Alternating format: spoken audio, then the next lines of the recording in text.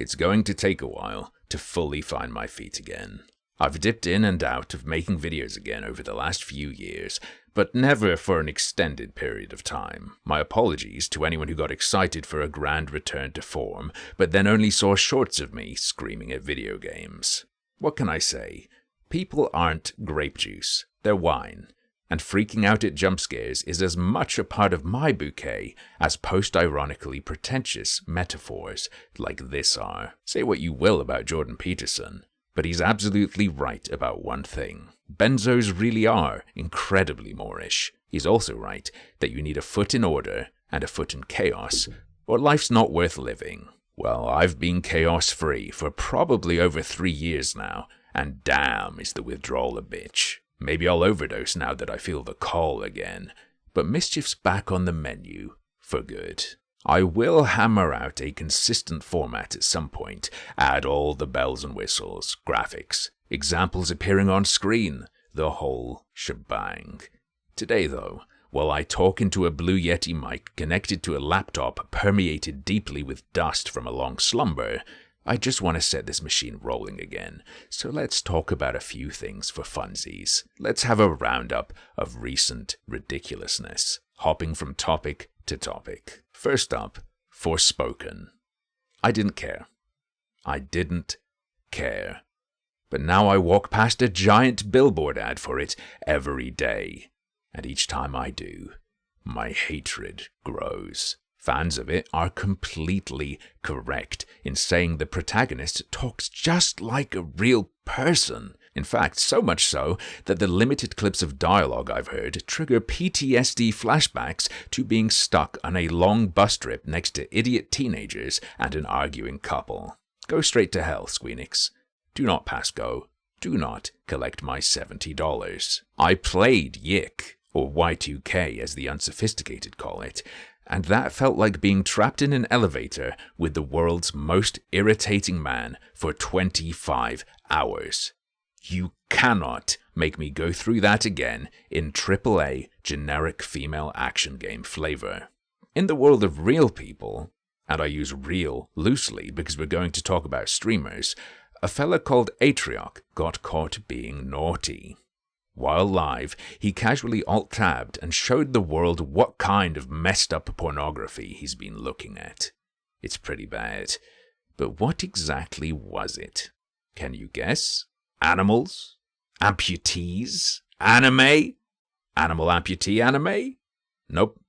Just totally vanilla, one man, one woman doing it stuff. Not something you want to show on a Twitch stream, but nothing crazy. Oh yeah. Except for the fact that the actresses in the videos had been altered using AI to look like his streamer friends. I remember being creeped out as a teen while playing The Sims at a friend's house and finding his save featuring him living with a couple girls from our year and some very interesting furniture layouts. But this is on another level. Atrioc, genius that he is, went live to apologize to his viewers for looking at edited smut of his friends, or at least colleagues and peers, if not true friends, with what appeared to be his wife or girlfriend in the background, crying. However, ladies and gentlemen, I can exclusively reveal that the person sitting behind him was in fact the streamer Mizkif, deepfaked to look like a woman. He just can't stop himself with this wacky AI stuff. In seriousness, a lot of people are confused at why he'd be crying, and even more so at why his partner would be there crying too. He looked at some porn. So what? The answer is money. Of course they're both crying. If he wasn't a streamer, the revelation of his perversion would just be cause to cut off all contact and never go outside again. But in the personality and relationship-driven world of large streamers, this translates to potential loss of profit. Simple. I'd be crying if my boyfriend was a freak with an itchy alt-tab finger putting our money at risk too. To be clear, the reason this is messed up to me is the guy's apparent connection to the deepfaked women. Of course, people are going to look at porn of celebrities, real or fake, lookalikes have been a thing forever. When those celebs are people you know, even as minor acquaintances or industry peers, eesh, it's different, man. Just use your imagination like a normal person. Though I suppose if he has aphantasia and can't do that, then the deepfakes are really a disability accessibility tool. And I don't want to be ableist, especially now that I'm a YouTube partner again. Regarding the creation of such filth, I can see it as an intellectual property issue, for sure. I can understand being upset that it was done with your likeness too, apart from that. But is it wrong? Flat out, morally, wrong. One of the women deepfaked compared it to a real-life sexual assault she was the victim of. Nah, it's a media remix. An image of your body is not your body. Nothing has been done to you, just to media you made, using your body as a subject. Deepfakes have also been compared to revenge porn, but the problem with revenge porn isn't the media itself. It's the violation of privacy. It's the evidence of, and full disclosure of, something you had every expectation of remaining and right to expect to remain private. Deepfakes reveal nothing.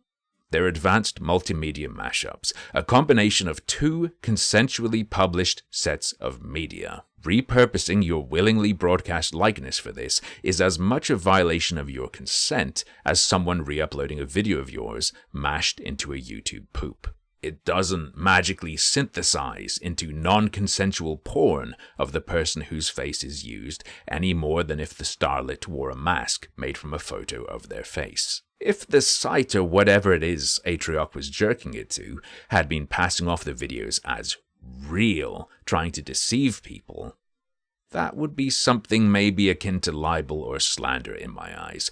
I don't know which one it would be for generated videos or if it has its own name, but they are openly fake. The technologically advanced version of putting a photo of a celeb's face over porn in Microsoft Paint. Of course, though, not morally wrong and reasonable to be upset over are not two mutually exclusive properties. If you really hate that it's been done with your image, I can empathize. And yeah, fuck that creep. But, that's simply not the basis of what's right or wrong. Or more accurately, what's tolerable. Damn, we've spent enough time on this topic for what's meant to be a quick vid of bits and pieces, but I'll end on this. Feel free to deepfake my image into any porn you want, but I demand that you replace everyone's face with mine. If you can still come under those conditions, I think any moral arguments are rendered irrelevant, and you have simply earned that nut. And yes, I have a past to talk about this as a man, because drawn furry porn of me getting fucked by teal deer exists. Something far worse than any of these women have to know is out there on the net. Let's squeeze one more little topic in here. Let me read you a tweet from the YouTuber Mr. Beast, a YouTuber known for splashing cash around to do cool or kind things. You've probably seen some of his videos at this point. On January 30th, he wrote, "I don't understand why curable blindness is a thing. Why don't governments step in to help? Even if you're thinking purely from a financial standpoint, it's hard to see how they don't return on interest on taxes from people being able to work again."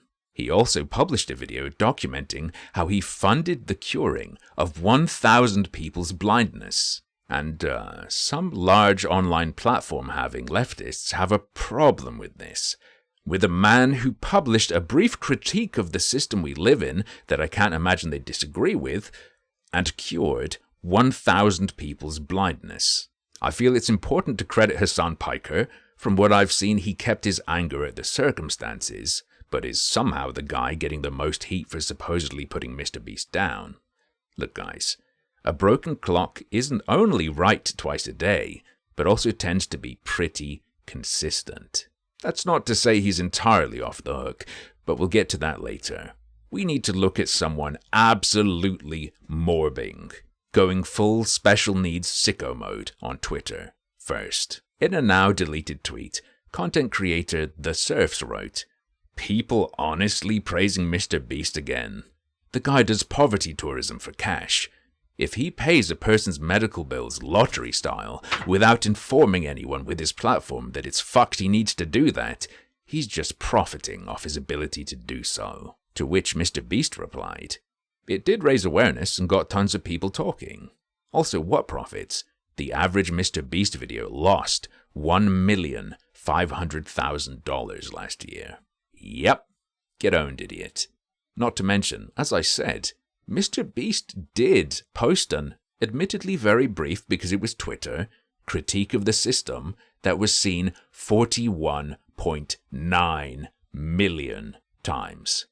The critique of him isn't even factually accurate. Stupidity is par for the course on the web. I'm guilty of my fair share, and I'm sure you are too. But why, specifically, would political activist content creators be so perturbed by such just generically good actions curing blindness? He's Christ-like. What's going on in their little lizard brains to make them feel like they need to attack and argue against this behavior or smear his character? It's a threat.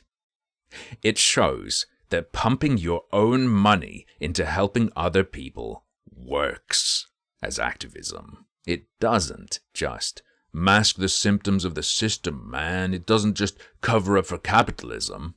Seeing how things could be inspires people to want a world where this is the norm, which is very, very unhealthy for the typical activist business model.